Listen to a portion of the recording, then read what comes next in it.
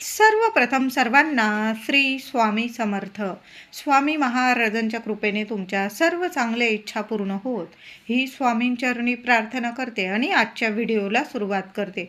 नवीन वर्षाची सुरुवात गुरुवारपासून होणार आहे. 1 जानेवारी 2026 गुरुवारपासून नवीन वर्षाची सुरुवात होणार आहे. तर उद्या या वर्षाचा शेवटचा गुरुवार आलेला आहे. 2025 मधील शेवटचा गुरुवार 25 डिसेंबर 2025 गुरुवार. बघा, उद्या या वर्षाचा शेवटचा गुरुवार आणि पुढील वर्षसुद्धा गुरुवारपासून सुरू होत आहे. स्वामींची ही एक सेवा प्रत्येकाने जरूर करा. महिलांनो, दादांनो, सेवा अवश्य करा. सोन्यासारखं आयुष्य घडणार आहे. मुलांच्या अडचणी दूर होणार आहे. प्रत्येकाला काही ना काही संकट असतात आणि स्वामी त्यावर मार्ग जरूर काढत असतात. आपल्या स्वामींना आपल्याकडून काय पाहिजे आहे, तर त्यांच्या लेकरांकडून फक्त खरी भक्ती हवी आहे, सेवा हवी आहे. सेवा जरूर करायची आहे. तर उद्या 25 डिसेंबर आहे. बघा, ख्रिसमस, नाताळ, गुरुवार, सुंदर दिवस आहे. 7 दिवसांची स्वामींची सेवा जरूर करा. आपल्या सेवेची सांगता बरोबर 1 जानेवारीला आली पाहिजे. अशा पद्धतीने आपल्याला सेवा करायची आहे. तुम्ही सेवा थोडी पुढं सुद्धा वाढवू शकता. माझ्या महिलांना थोडी सेवा म्हणजे पुढं करता आली. 4 दिवस वगैरे आहे. उद्यापासून नाही जमलं, थोडी 2-3 दिवस पुढं सेवा ढकलली गेली, चालेल. पण बघा, सोन्यासारखी सेवा आहे, जरूर करायची आहे. आता कुठलीही सेवा करताना संकल्प जरूर करून घ्या. आता तुम्हाला नाही संकल्प करायचा आहे, तुम्ही फक्त सेवा करणार आहात, तर तुम्ही तसंही करू शकता. पण संकल्प करून केलेली सेवा जास्त फलदायी ठरत असते. तर उद्या बघा, उद्या गुरुवार आहे. तुम्ही स्वामी मंदिरात जा. स्वामींजवळ एक नारळ, थोडी खडी साखर ठेवा. स्वामींना बोलून घ्यायचं आहे तुम्हाला की मी अशी अशी सेवा करत आहे. ते बोलून घ्यायचं आहे. तुमची समस्या सांगा किंवा नका सांगू. स्वामी आहे, आपली माय माऊली आहे. आपल्या आईला आपल्या मनातलं सर्व काही माहीत आहे. आपल्या पुढं आयुष्यात काय आहे हे सर्व स्वामींना माहीत आहे आणि आपल्याला काय हवं आहे ते सुद्धा स्वामींना माहीत आहे. आणि आपले स्वामी आपल्याला सर्व नशिबात नसेल ते सुद्धा नक्कीच मिळवून देत असतात. सेवा खूप मोलाची असते स्वामींची. तर जे अशक्य गोष्टी असतील ना, आपण विचारसुद्धा करू शकत नाही की ही गोष्ट आपल्याला मिळेल, ती सुद्धा गोष्ट नक्की 100% मिळवून देतात. फक्त शक्ती प्रबळ पाहिजे. आपण जर इच्छाशक्ती जर आपल्या स्वामींचरणी ठेवली ना, आपले स्वामी नक्कीच आपली सर्व इच्छा नक्कीच पूर्ण करत असतात. तर उद्या या वर्षाचा शेवटचा गुरुवार आहे, 25 डिसेंबर 2025 आणि पुढील वर्ष नवीन वर्षाची सुरुवातसुद्धा गुरुवारपासून होणार आहे. 1 जानेवारी 2026 गुरुवारपासून नवीन वर्षाची सुरुवात. तर या 7 दिवसात स्वामींची सेवा सर्वांनी करायची आहे. जेवढी होईल तेवढी करा, पण स्वामींची सेवा जरूर करा. पुढचं वर्ष सोन्यासारखं येईल आणि आपल्या सर्व इच्छा स्वामी नक्कीच पूर्ण करतील. लेकराबाळांकडून सुद्धा सेवा करून घ्या. जेवढी होईल तेवढी सेवा जरूर करायची आहे. तर संकल्प केला तर मंदिरात पण करू शकता तुम्ही, किंवा तुम्ही घरच्या घरी सुद्धा हातात पळीभर पाणी घ्या. उजव्या हातात फूल ठेवा, त्यावर 2-4 अक्षता टाका.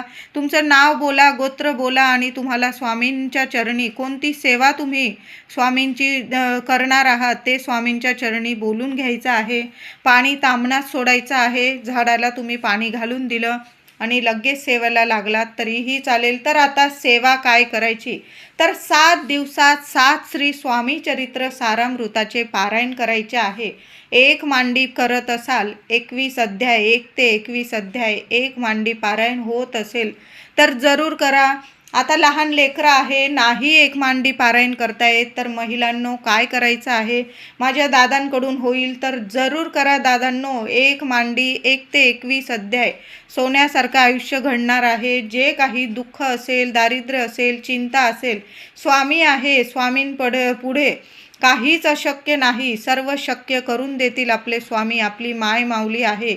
आई आपल्या लेकरांपासून कधीच दूर राहू शकत नाही. फक्त भक्ती आणि सेवा खूप महत्त्वाची आहे. सेवा करून तर बघा, नाही तुम्हाला सर्व इच्छा तुमच्या पूर्ण झाल्या तर मला बोला. खरंच सांगते, सोन्यासारखं आयुष्य आपलं घडवून देतील आपले स्वामी. तर या 7 दिवसात एक मांडी स्वामी चरित्र सारामृताचं पारायण 7 दिवस लगातार उद्यापासून सुरू करा. उद्या एक पाठ करा. उद्या गुरुवार आहे, पहिला पाठ उद्या करा. सलग 7 दिवस असे 7 पाठ करायचे आहे, म्हणजे 7 पारायण करायचं आहे. स्वामी चरित्र सारामृत ही सेवा स्वामींची खूप प्रिय आहे. स्वामींचा आत्मा आहे ही सेवा, म्हणजे सर्वांनी जरूर करा. आता ज्यांना एक मांडी पारायण जमत नाही, मग काय करायचं? सकाळी 7 अध्याय वाचून घ्या. दुपारी 12 ते 12:30 वाजेला सेवा करू नका. ही दत्तगुरू महाराजांची भिक्षेची वेळ असते. या वेळात तुम्ही इच्छा मागू शकता, स्वामींकडे प्रार्थना करू शकता, तुमची इच्छा स्वामींना सांगू शकतात. पण या वेळेत सेवा करू नका. तेवढा अर्धा तास जाऊ द्यायचा आहे, मग तुम्ही दिवसभर केव्हाही सेवा करू शकता. सकाळी 7 अध्याय वाचा, दुपारी 7 अध्याय वाचा, पुन्हा संध्याकाळी दिवे लागणीला 7 अध्याय वाचा. एका दिवसात तुमचं एक श्री स्वामी चरित्र सारामृतचं पारायण जरूर होऊन जाणार आहे. असं 3 वेळासुद्धा तुम्ही पठण करू शकता. लहान लेकरं आहे, काही कारणास्तव तुम्हाला उठावं लागत असेल, एक मांडी पारायण जमत नसेल तर म्हणते मी, नाहीतर एक मांडी पारायण बघा 1 तास लागणार आहे तुम्हाला. जास्त वेळ लागणार नाही, लवकर होऊन जाईल तुमचं.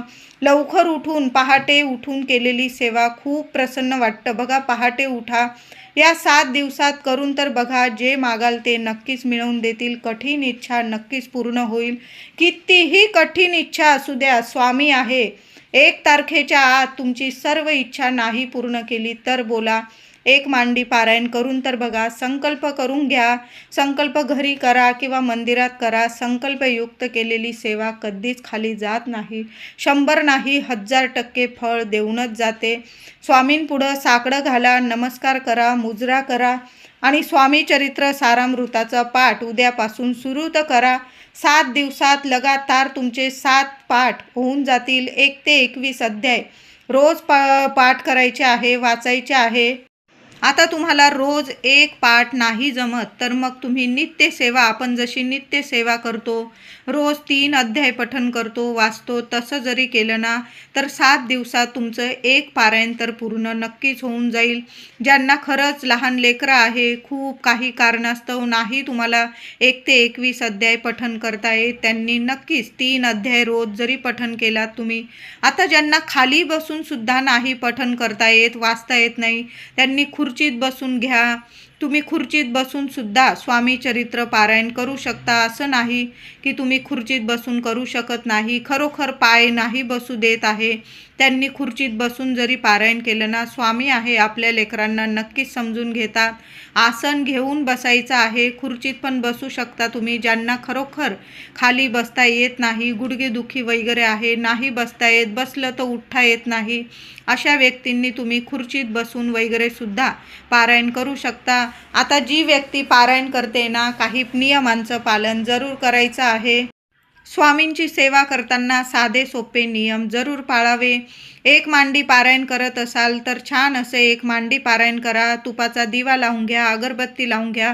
जोवर वाचत आहात तोवर तुपाचा दिवा जळत राहील, प्रज्वलित राहील, याची काळजी घ्या. किंवा तुम्ही तेलाचा लावून वाचत असाल, तुमच्यावर आहे, पण दिवा जरूर लावून घ्या. देवघरात अगरबत्ती लावून घ्या. आसन घेऊन बसा, स्वच्छ धुतलेलं आसन घ्या आणि त्यावर बसायचं आहे. मांसाहार होणार नाही या 7 दिवसात, याची नक्की काळजी घ्यायची आहे. आता ज्यांना रोज स्वामी चरित्र सारामृताचा एक पाठ पण करायचा आहे, 11 माळी जप करायचा आहे, 11 वेळा तारक मंत्र पठण करायचा आहे, सोन्याहून पिवळं, खूप छान सेवा आहे. सर्वांनी जेवढी होईल ना तेवढी सेवा जरूर करा. तुम्ही 11 माळी रोज जप करू शकता. पहाटे करा. पहाटे तर केलेली सेवा खरंच मन प्रसन्न करते आणि आपली घरातली वास्तूसुद्धा सकारात्मक बनते. अशा वास्तूत कधीच नकारात्मकता प्रवेश करू शकत नाही. तिथं फक्त असतात ते म्हणजे आपले स्वामी.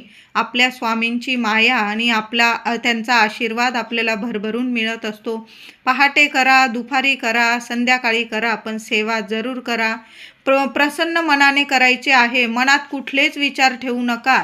कुणी कितीही त्रास देऊ द्या, सगळं स्वामींवर सोपवून द्यायचं आहे आणि सेवेला सुरुवात करा. या 7 दिवसात केलेली सेवा कधीच खाली जाणार नाही. पुढचं वर्ष खरंच सांगते, सुख समृद्धीचं येईल, ऐश्वर्याचं येईल, अखंड लक्ष्मी तुमच्या घरात नांदेल.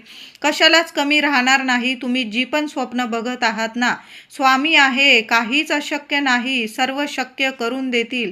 तुम्ही जी पण स्वप्न बघत आहात ना, घर, दार, नोकरी, लग्न, कार्य, संतान प्राप्ती, कर्जमुक्ती, ते सर्व तुमचे स्वप्न स्वामी पूर्ण करतील. आपण मागायचं तरी कोणाकडं? तर आपल्या स्वामींकडं. कुणाकडंच गारानं करत जाऊ नका, कुणाकडंच काही सांगत जाऊ नका. आपले मनातले जे आपण साठवून ठेवतो आपलं मनात ना, कुणाविषयी असेल, कुणी त्रास देत असेल, घरात असेल चिंता वगैरे, ते सर्व आपल्या स्वामींच्या चरणी सांगावं. इतरांना सांगू नये. लोक ऐकून घेतात, नंतर हसतात, निंदा नालस्ती करतात. त्यापेक्षा आपल्या स्वामींकडं सांगावं. तेच आपल्याला मार्ग मिळवून देत असतात आणि त्या सर्व संकटातून आपल्याला मुक्त करतात. ते म्हणजे आपली माय माऊली, आपले स्वामी. जे पण सांगायचं ना, आपल्या स्वामींचरणी सांगत जा. बघा, त्यावर मार्ग नक्कीच काढतात. आपले स्वामी आपल्याला मार्ग मिळवून देत असतात. तर या 7 दिवसात स्वामी चरित्र सारामृताची सेवा करा किंवा 11 माळी रोज जप करा किंवा तारक मंत्राची सेवा केली ना या 7 दिवसात तरीही चालेल. आता तारक मंत्राची सेवा अशीच करू नका. महिलांनो, दादांनो, आसन घेऊन बसायचं.